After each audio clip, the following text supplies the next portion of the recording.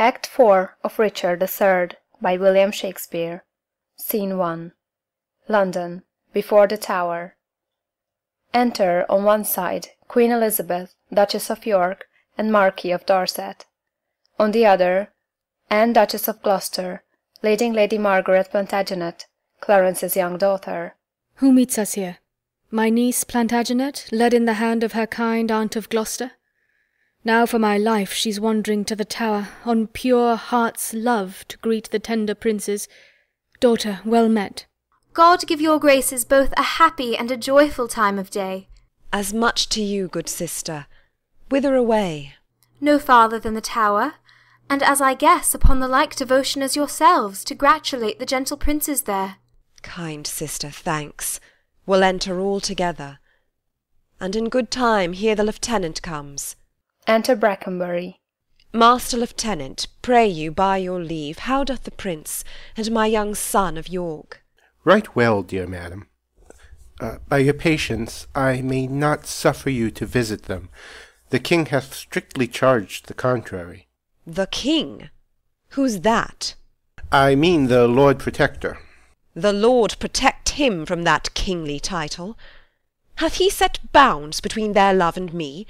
I am their mother. Who shall bar me from them? I am their father's mother. I will see them. Their aunt I am in law, in love their mother. Then bring me to their sights. I'll bear thy blame, and take thy office from thee on my peril. No, madam, no. I may not leave it so. I am bound by oath, and therefore pardon me. Exit. Enter Stanley. Let me but meet you, ladies, 1 hour hence, and I'll salute your Grace of York as mother and reverend looker-on of 2 fair queens. To the Duchess of Gloucester. Come, madam, you must straight to Westminster, there to be crowned Richard's royal queen. Oh, cut my lace asunder, that my pent heart may have some scope to beat, or else I swoon with this dead-killing news. Despiteful tidings! Oh, unpleasing news! Be of good cheer, mother. How fares your grace? O Dorset, speak not to me. Get thee gone. Death and destruction dog thee at thy heels. Thy mother's name is ominous to children. If thou wilt outstrip death, go cross the seas, and live with Richmond from the reach of hell. Go, hie thee from this slaughter-house, lest thou increase the number of the dead, and make me die the thrall of Margaret's curse, nor mother, wife, nor England's counted queen. Full of wise care is this your counsel, madam. Take all the swift advantage of the hours. You shall have letters from me to my son, in your behalf, to meet you on the way. Be not ta'en tardy by unwise delay. O ill-dispersing wind of misery! O my accursed womb, the bed of death! A cockatrice hast thou hatched to the world, whose unavoided eye is murderous. Come, madam, come. I in all haste was sent. And I with all unwillingness will go.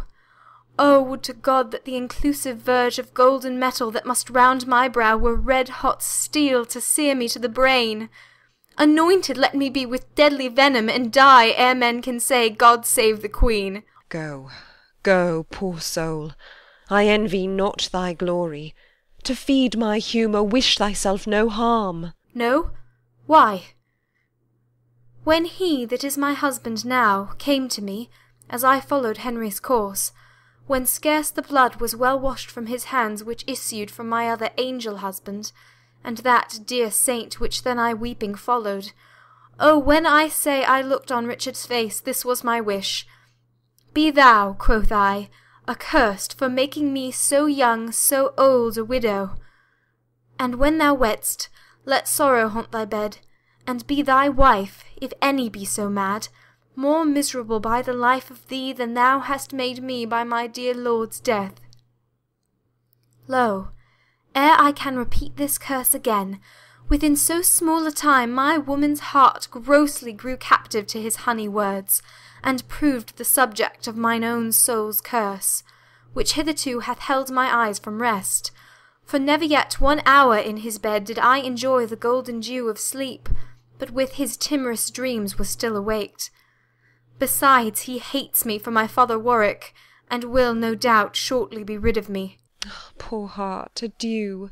I pity thy complaining. no more than with my soul I mourn for yours. Farewell, thou woeful welcomer of glory. Adieu, poor soul that takes thy leave of it. To Dorset. Go thou to Richmond, and good fortune guide thee. To Anne. Go thou to Richard, and good angels tend thee. To Queen Elizabeth. Go thou to sanctuary, and good thoughts possess thee. I to my grave, where peace and rest lie with me. 80-odd years of sorrow have I seen, and each hour's joy wrecked with a week of teen. Stay yet. Look back with me unto the tower. Pity, you ancient stones, those tender babes, whom envy hath immured within your walls. Rough cradle for such little pretty ones. Rude, ragged nurse, old sullen playfellow for tender princes, use my babies well. So foolish sorrows bids your stones farewell. Exeunt. Scene 2. London. A room of state in the palace. Flourish of trumpets. Richard as king upon his throne. Buckingham, Catesby, Ratcliffe, Lovell, a page, and others. Stand all apart. Cousin of Buckingham. My gracious sovereign. Give me thy hand. Ascends the throne. Thus high, by thy advice and thy assistance, is King Richard seated. But shall we wear these glories for a day, or shall they last, and we rejoice in them? Still live they, and for ever let them last. Ah, Buckingham, now do I play the touch, to try if thou be current gold indeed. Young Edward lives. Think now what I would speak. Say on, my loving lord.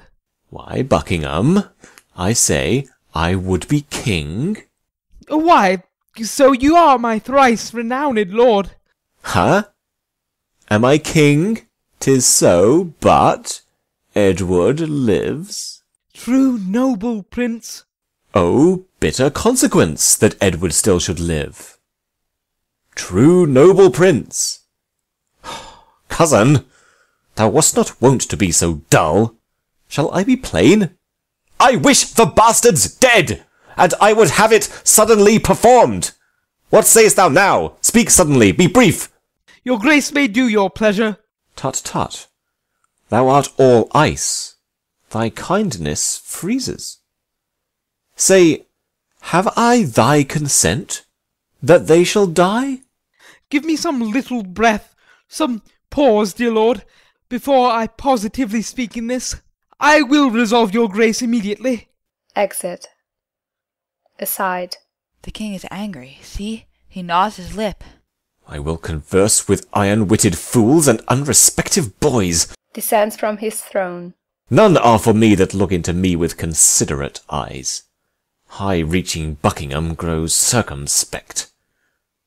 Boy! My lord? Know'st thou not any whom corrupting gold will tempt unto a close exploit of death? I know a discontented gentleman, whose humble means match not his haughty spirit. Gold were as good as 20 orators, and will, no doubt, tempt him to anything. What is his name? His name, my lord, is Tyrrel.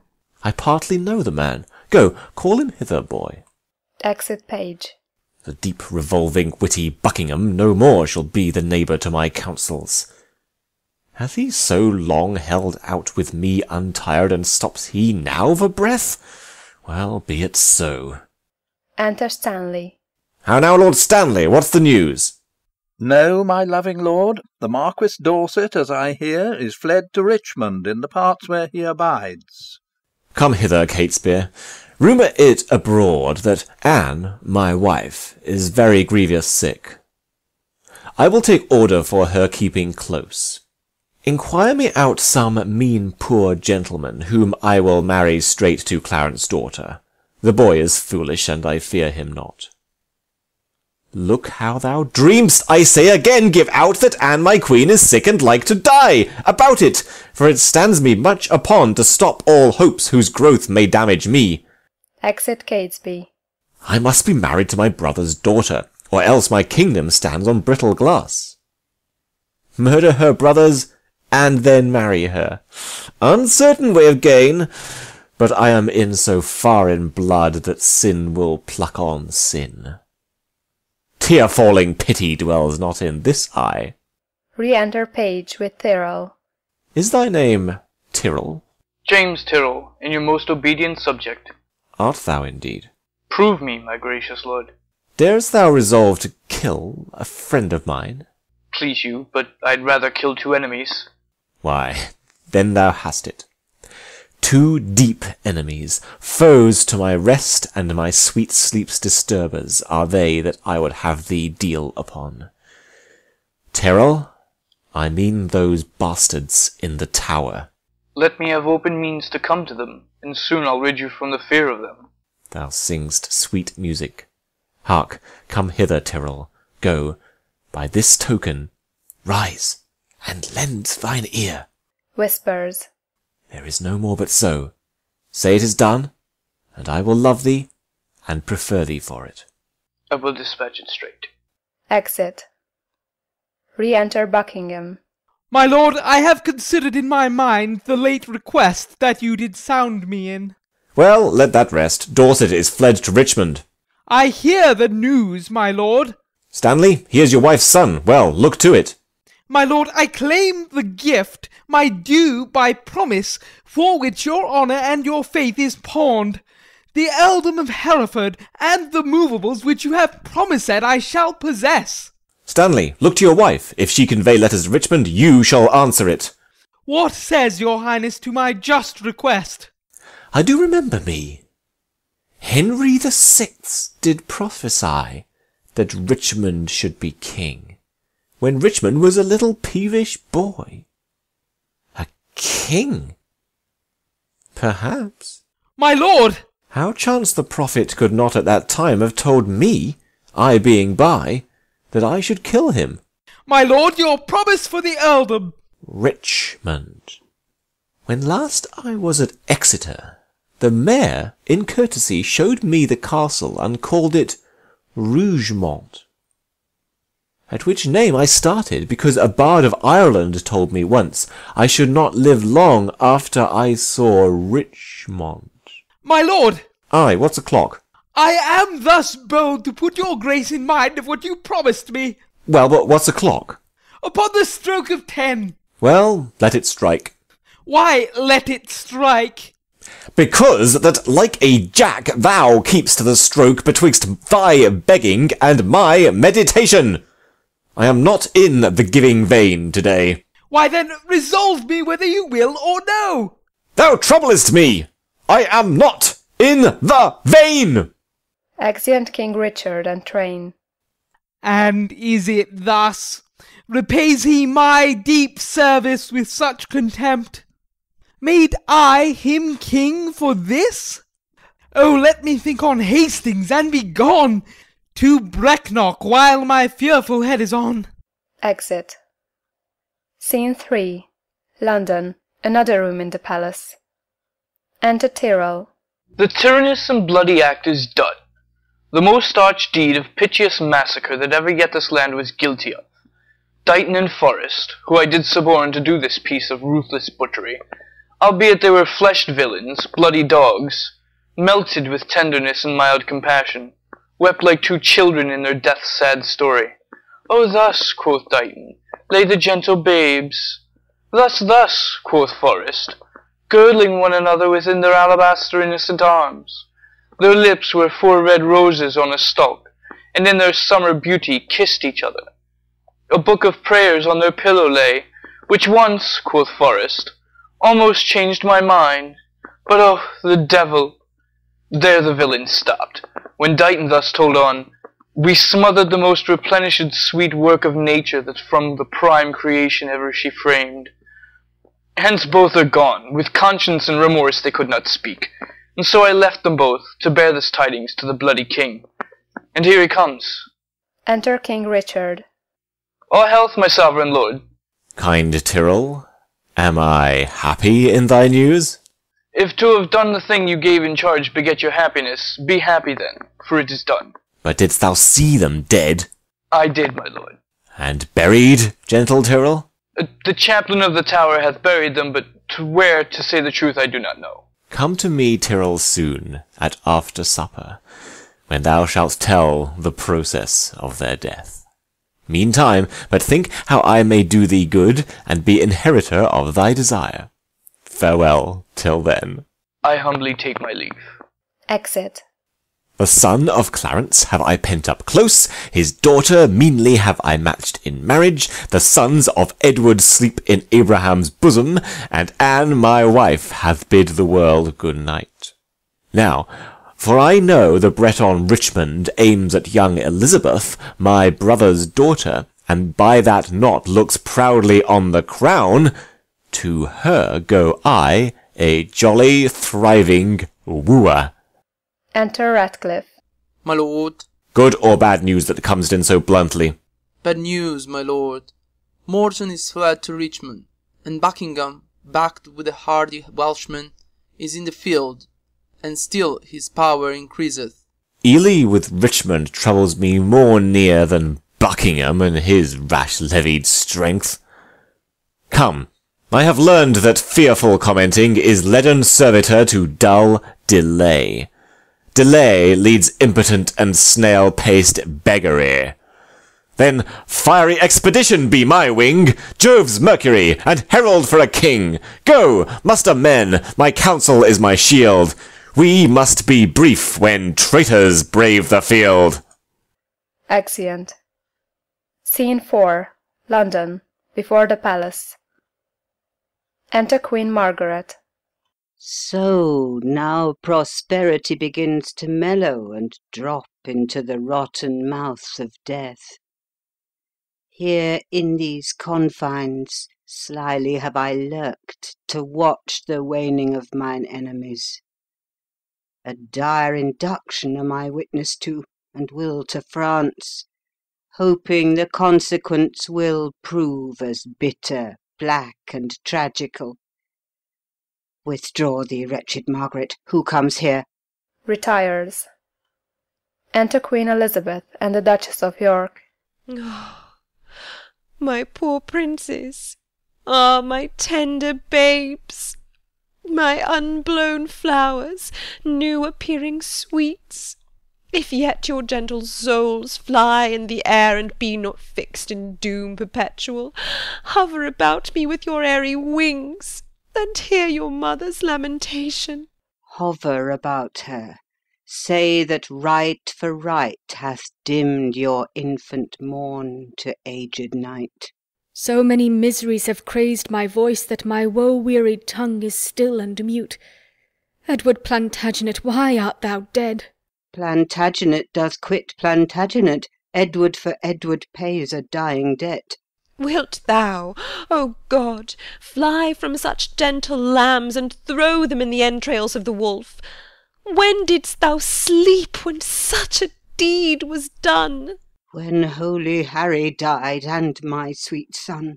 Dead life, blind sight, poor mortal living ghost, woes seen, world's shame, graves due by life usurped, brief abstract and record of tedious days, rest thy unrest on England's lawful earth, unlawfully made drunk with innocent blood. Sitting down. Ah, that thou wouldst as soon afford a grave as thou canst yield a melancholy seat. Then would I hide my bones, not rest them here. Ah, who hath any cause to mourn but we? Sitting down by her. Coming forward. If ancient sorrow be most reverent, give mine the benefit of seniority, and let my griefs frown on the upper hand. Sitting down with them. If sorrow can admit society, tell o'er your woes again by viewing mine. I had an Edward till a Richard killed him. I had a Henry till a Richard killed him. Thou hadst an Edward till a Richard killed him. Thou hadst a Richard till a Richard killed him. I had a Richard too, and thou didst kill him. I had a Rutland too, thou holp'st to kill him. Thou hadst a Clarence too, and Richard killed him. From forth the kennel of thy womb hath crept a hell-hound that doth hunt us all to death. That dog that had his teeth before his eyes to worry lambs and lap their gentle blood, that foul defacer of God's handiwork, that excellent grand tyrant of the earth, that reigns in galled eyes of weeping souls, thy womb let loose to chase us to our graves. O upright, just, and true disposing God, how do I thank thee that this carnal cur preys on the issue of his mother's body, and makes her pew-fellow with others' moan. O Harry's wife, triumph not in my woes. God witness with me, I have wept for thine. Bear with me. I am hungry for revenge, and now I cloy me with beholding it. Thy Edward he is dead that killed my Edward. The other Edward dead to quit my Edward. Young York he is but boot, because both they match not the high perfection of my loss. Thy Clarence he is dead that stabbed my Edward. And the beholders of this frantic play, the adulterate Hastings, Rivers, Vaughan, Grey, untimely smothered in their dusky graves. Richard yet lives, hell's black intelligencer, only reserved their factor to buy souls and send them thither. But at hand ensues his piteous and unpitied end. Earth gapes, hell burns, fiends roar, saints pray to have him suddenly conveyed from hence. Cancel his bond of life, dear God, I pray, that I may live to say the dog is dead.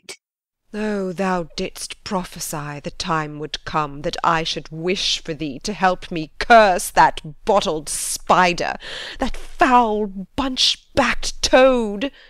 I called thee then vain flourish of my fortune. I called thee then poor shadow, painted queen. The presentation of but what I was, the flattering index of a direful pageant, one heaved high to be hurled down below, a mother only mocked with two fair babes, a dream of what thou wast, a garish flag to be the aim of every dangerous shot, a sign of dignity, a breath, a bubble, a queen in jest only to fill the scene. Where is thy husband now? Where be thy brothers? Where be thy two sons? Wherein dost thou joy? Who sues and kneels and says, God save the Queen? Where be the bending peers that flattered thee? Where be the thronging troops that followed thee? Decline all this, and see what now thou art. For happy wife, a most distressed widow. For joyful mother, one that wails the name. For one being sued to, one that humbly sues. For queen, a very caitiff crowned with care. For she that scorned at me, now scorned of me. For she being feared of all, now fearing one. For she commanding all, obeyed of none. Thus hath the course of justice wheeled about and left thee but a very prey to time, having no more but thought of what thou wast, to torture thee the more, being what thou art.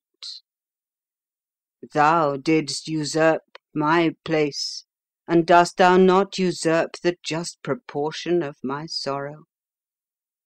Now thy proud neck bears half my burdened yoke, from which even here I slip my weary head, and leave the burden of it all on thee. Farewell, York's wife, and queen of sad mischance. These English woes shall make me smile in France. Oh, thou well skilled in curses, stay a while, and teach me how to curse mine enemies. Forbear to sleep the night and fast the day. Compare dead happiness with living woe. Think that thy babes were sweeter than they were, and he that slew them fouler than he is. Bettering thy loss makes the bad causer worse. Revolving this will teach thee how to curse. My words are dull. Oh, quicken them with thine. Thy woes will make them sharp and pierce like mine. Exit. Why should calamity be full of words? Windy attorneys to their client woes, airy succeeders of intestate joys, poor breathing orators of miseries. Let them have scope. Though what they do impart help nothing else, yet do they ease the heart. If so, then be not tongue-tied. Go with me, and in the breath of bitter words let smother my damned son, that thy two sweet sons smothered. Drum within. I hear his drum. Be copious in exclaims. Enter King Richard and his train, marching. Who intercepts me in my expedition? O she that might have intercepted thee by strangling thee in her accursed womb, from all the slaughters, wretch, that thou hast done.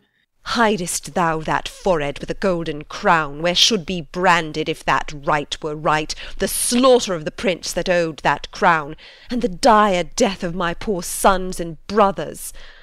Tell me, thou villain slave, where are my children? Thou toad, where is thy brother Clarence, and little Ned Plantagenet his son? Where is the gentle Rivers, Vaughan, Grey? Where is kind Hastings? A flourish, trumpets! Strike alarum, drums! Let not the heavens hear these telltale women rail on the Lord's anointed. Strike, I say! Flourish. Alarums. Either be patient and entreat me fair, or with the clamorous report of war thus will I drown your exclamations. Art thou my son? I thank God my father and yourself. Then patiently hear my impatience. Madam, I have a touch of your condition that cannot brook the accent of reproof. Oh, let me speak. Do then, but I'll not hear. I will be mild and gentle in my words. And brief, good mother, for I am in haste. Art thou so hasty? I have stayed for thee, God knows, in torment and in agony. And came I not at last to comfort you? No, by the holy rood, thou know'st it well. Thou camest on earth to make the earth my hell. A grievous burden was thy birth to me, tetchy and wayward was thy infancy, thy school days frightful, desperate, wild, and furious, thy prime of manhood daring, bold, and venturous, thy age confirmed, proud, subtle, sly, and bloody, more mild, but yet more harmful, kind in hatred. What comfortable hour canst thou name that ever graced me with thy company? Faith, none but Humphrey hour that called your grace to breakfast once forth of my company. If I be so disgracious in your eye, let me march on and not offend you, madam. Strike up the drum. I prithee hear me speak. You speak too bitterly. Hear me a word, for I shall never speak to thee again. So. Either thou wilt die by God's just ordinance, ere from this war thou turn a conqueror, or I with grief and extreme age shall perish, and never more behold thy face again. Therefore take with thee my most grievous curse, which in the day of battle tire thee more than all the complete armour that thou wear'st. My prayers on the adverse party fight, and there the little souls of Edward's children whisper the spirits of thine enemies, and promise them success and victory. Bloody thou art, bloody will be thy end. Shame serves thy life, and doth thy death attend. Exit. Though far more cause, yet much less spirit to curse abides in me, I say amen to her. Going. Stay, madam. I must talk a word with you. I have no more sons of the royal blood for thee to slaughter. For my daughters, Richard, they shall be praying nuns, not weeping queens, and therefore level not to hit their lives. You have a daughter called Elizabeth, virtuous and fair, royal and gracious? And must she die for this? Oh, let her live, and I'll corrupt her manners, stain her beauty, slander myself as false to Edward's bed, throw over her the veil of infamy, so she may live unscarred of bleeding slaughter. I will confess she was not Edward's daughter. Wrong not her birth. She is of royal blood. To save her life, I'll say she is not so. Her life is safest only in her birth. And only in that safety died her brothers. Lo, at their births good stars were opposite. No, to their lives bad friends were contrary. All unavoided is the doom of destiny. Oh, true, when avoided grace makes destiny. My babes were destined to a fairer death if grace had blessed thee with a fairer life. You speak as if that I had slain my cousins. Cousins indeed, and by their uncle cozened of comfort, kingdom, kindred, freedom, life. Whose hands soever launched their tender hearts, thy head all indirectly gave direction. No doubt the murderous knife was dull and blunt till it was whetted on thy stone-hard heart to revel in the entrails of my lambs.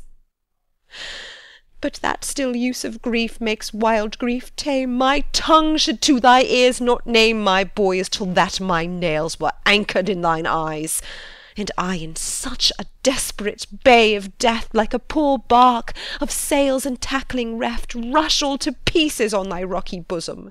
Madam, so thrive I in my enterprise and dangerous success of bloody wars, as I intend more good to you and yours than ever you or yours by me were harmed. What good is covered with the face of heaven to be discovered that can do me good? Advancement of your children, gentle lady. Up to some scaffold there to lose their heads. Unto the dignity and height of honour, the high imperial type of this earth's glory. Flatter my sorrows with report of it. Tell me, what state, what dignity, what honour canst thou demise to any child of mine? Even all I have. I and myself and all will I withal endow a child of thine. So in the lethe of thy angry soul thou drown the sad remembrance of those wrongs which thou supposest I have done to thee. Be brief, lest that the process of thy kindness last longer telling than thy kindness date. Then know, that from my soul I love thy daughter. Oh, my daughter's mother thinks it with her soul. What do you think? That thou dost love my daughter from thy soul. So from thy soul's love didst thou love her brothers, and from my heart's love I do thank thee for it. Be not so hasty to confound my meaning. I mean that with my soul I love thy daughter, and do intend to make her Queen of England. Oh, well then, who dost thou mean shall be her king? Even he that makes her queen, who else should be? What? Thou? I, even I. What think you of it, madam? How canst thou woo her? That would I learn of you, as one being best acquainted with her humour. And wilt thou learn of me? Madam, with all my heart. Send to her, by the man that slew her brothers, a pair of bleeding hearts, thereon engrave Edward and York. Then haply will she weep. Therefore present to her, as sometimes Margaret did to thy father steeped in Rutland's blood, a handkerchief, which, say to her, did drain the purple sap from her sweet brothers' bodies, and bid her wipe her weeping eyes withal. If this inducement move her not to love, send her a letter of thy noble deeds. Tell her thou madest away her uncle Clarence, her uncle Rivers, ay, and for her sake madest quick conveyance with her good aunt Anne. You mock me, madam. This is not the way to win your daughter. There is no other way, unless thou couldst put on some other shape, and not be Richard that hath done all this. Say that I did all this for love of her. Nay, then indeed she cannot choose but hate thee, having bought love with such a bloody spoil. Look, what is done cannot be now amended.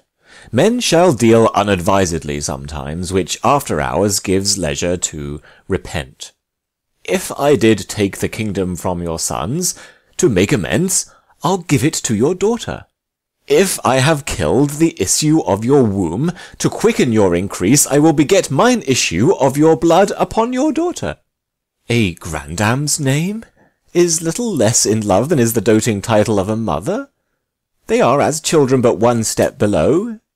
Even of your metal, of your very blood, of all one pain, save for a night of groans endured of her for whom you bid like sorrow. Your children were vexation to your youth, but mine shall be a comfort to your age. The loss you have is but a son being king, and by that loss your daughter is made queen. I cannot make you what amends I would, therefore accept such kindness as I can.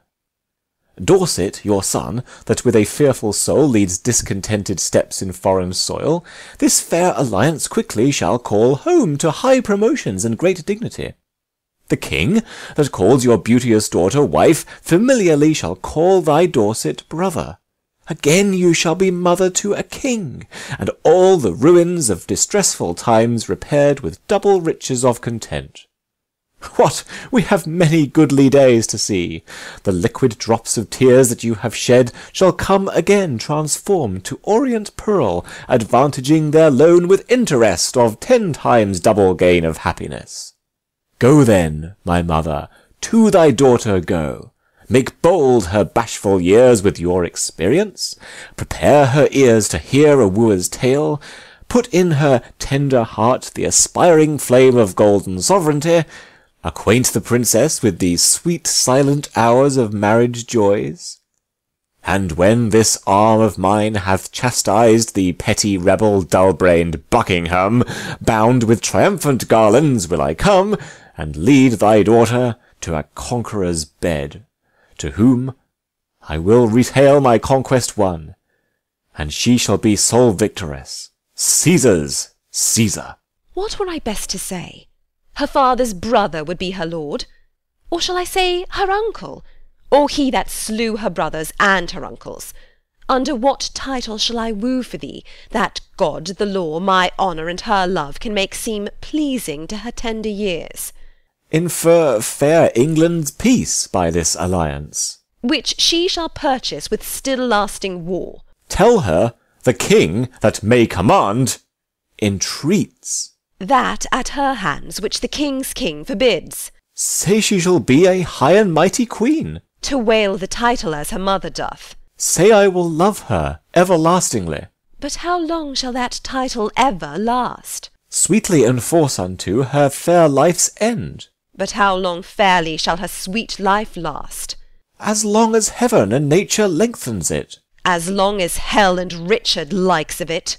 Say I, her sovereign, am her subject low. But she, your subject, loathes such sovereignty. Be eloquent in my behalf to her. An honest tale speeds best being plainly told. Then plainly to her tell my loving tale. Plain and not honest is too harsh a style. Your reasons are too shallow and too quick.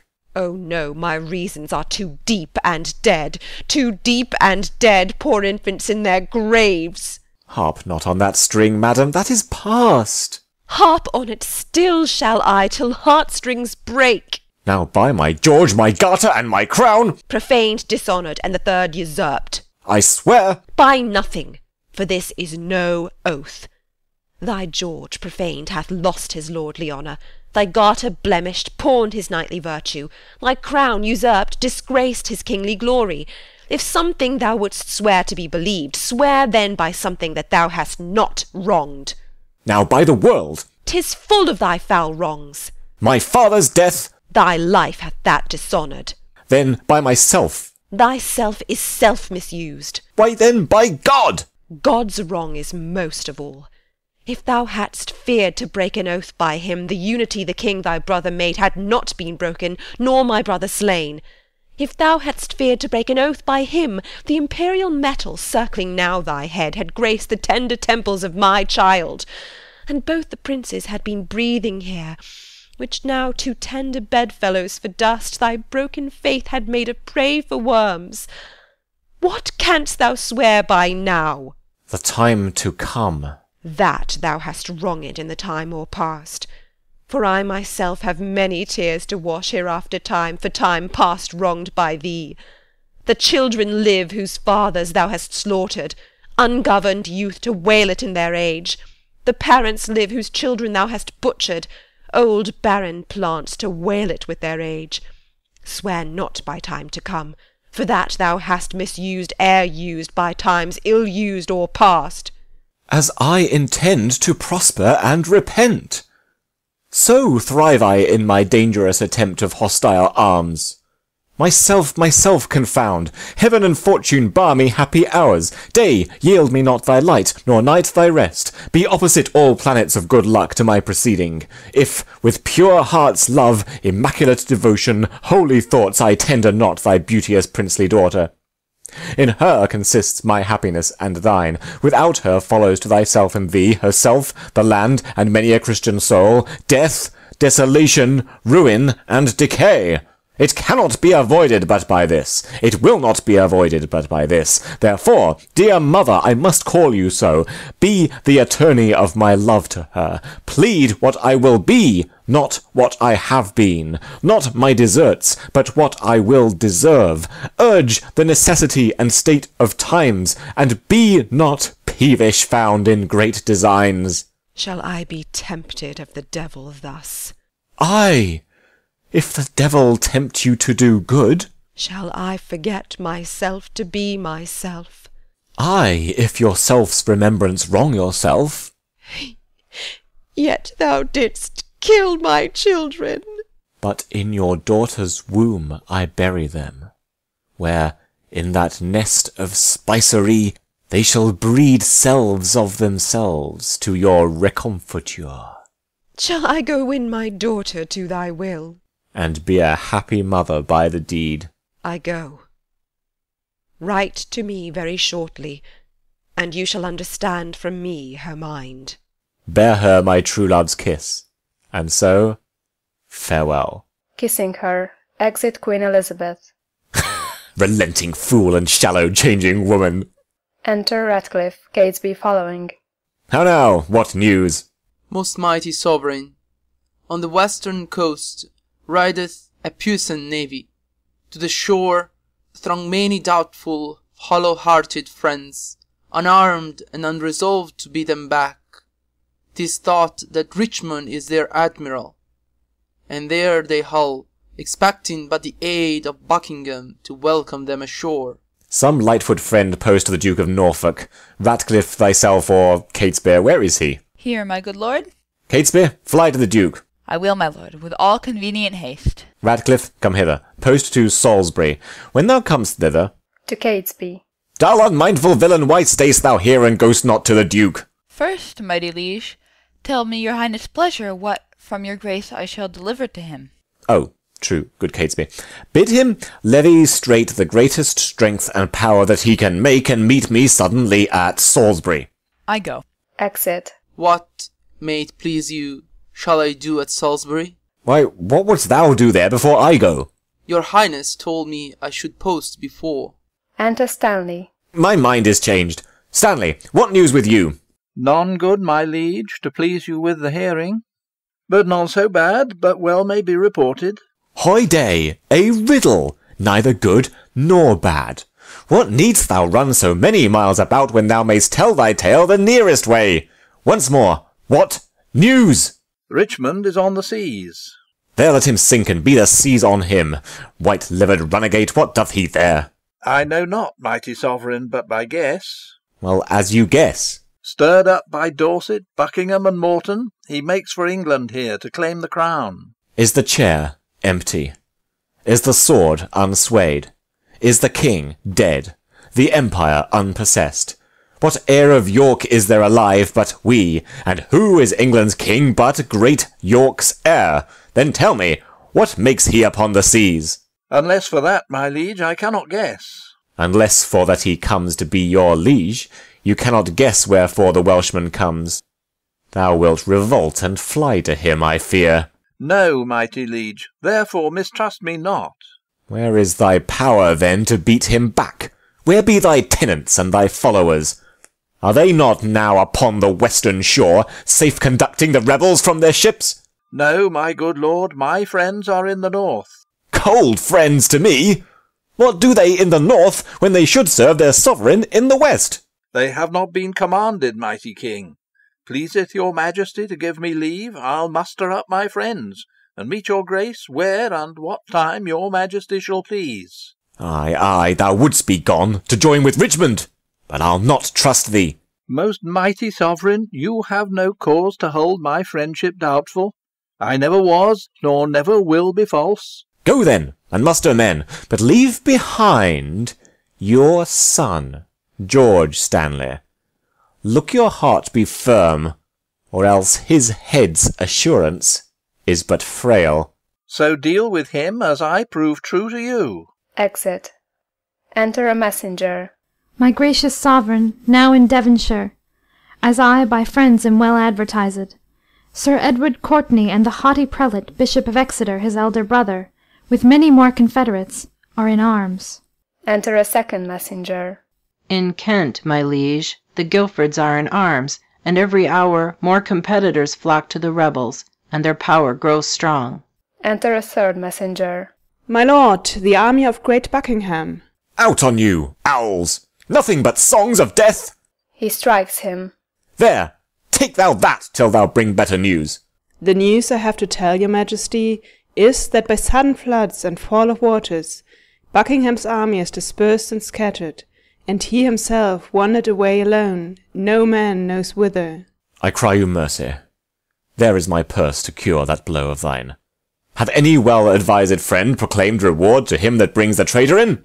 Such proclamation has been made, my liege. Enter a fourth messenger. Sir Thomas Lovell and Lord Marquis Dorset, 'tis said, my liege, in Yorkshire are in arms. But this good comfort bring I to your highness. The Britagne navy is dispersed by tempest. Richmond in Dorsetshire sent out a boat unto the shore to ask those on the banks if they were his assistants, yea or no. Who answered him, they came from Buckingham upon his party. He, mistrusting them, hoist sail and made his course again for Britagne. March on, since we are up in arms, if not to fight with foreign enemies, yet to beat down these rebels here at home. Re-enter Catesby. My liege, the Duke of Buckingham is taken. That's the best news. That the Earl of Richmond is with a mighty power landed at Milford is colder tidings, yet they must be told. Away towards Salisbury. While we reason here, a royal battle might be won and lost. Someone take order Buckingham be brought to Salisbury, the rest march on with me. Flourish. Exeunt. Scene 5. A room in Lord Stanley's house. Enter Stanley and Sir Christopher Elswick. Sir Christopher, tell Richmond this from me, that in the sty of the most deadly boar my son George Stanley is franked up in hold. If I revolt, off goes young George's head. The fear of that holds off my present aid. So get thee gone, commend me to thy lord.